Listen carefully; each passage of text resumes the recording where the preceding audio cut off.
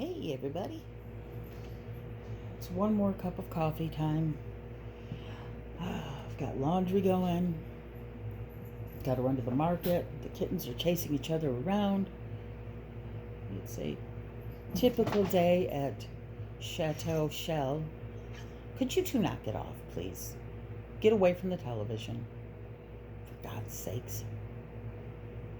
Crazy kittens. Crazy. Walter's trying to bully the baby, and the baby's picking at him. There's something else. Anyway, what I was going to pop on and say is, listen, I have always said that I feel sorry for Scott, for Tammy's son. Because imagine,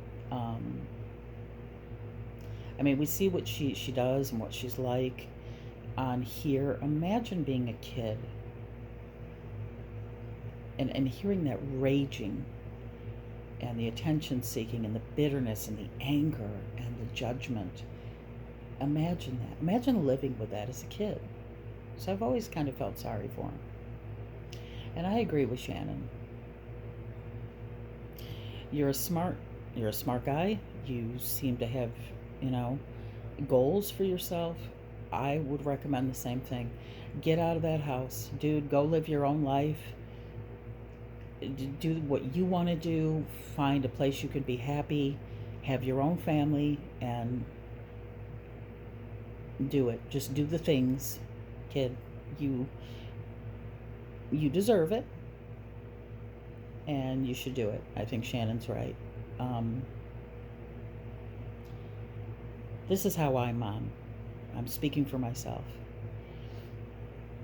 My job as a mother is to keep my child healthy, happy, safe, fed, and educated, and to raise him to not need anybody. I want my kid to love me, but I don't want him to need me. And we had this discussion. He was about 8 years old, and we were in the car together, and he was talking about, how many kids he wanted to have and what kind of house he wanted to live in, and I said, those are all awesome things. I want all of that for you. Well, will you still be around, he said. And I said, well, I'll come visit, but you won't need me then, because I don't want him to need me. I will always be his soft place to fall, even as an adult. That's what moms do.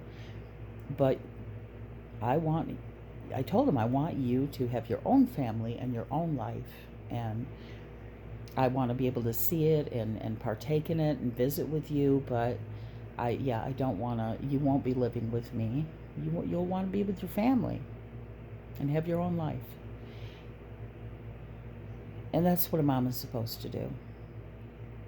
And my mom, who being a grandma, when I noticed that Punky was singing, this is before he spoke, I caught him a few times singing, and I thought, okay, if you can sing, you can talk. So at the time, he was using what we call the PECS method for communicating, which meant that he had photographs of things that he wanted. Like if he wanted something to drink, he'd go to the fridge, pull that magnet off, and he'd hand it to you, and that's how he communicated. But when I caught him singing, I said, okay, if you can sing, you can talk. So we started doing word flashcards. When he brought the PECS cards to me, I would say, you have to say the word. And we had tantrums. Oh boy, did we have tantrums. He was so angry. And my mom was like, you're being too hard on him. And I'm like, Mom, no, being hard on him and being mean to him is allowing him to continue to not be verbal when I know that he can speak.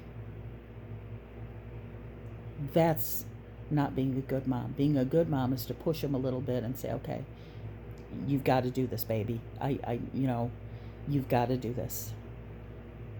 So that's our job as a mom. But I do feel sorry for Scott, because I imagine, we see what we see online. Imagine being a little kid and hearing that continual raging and bitterness every day.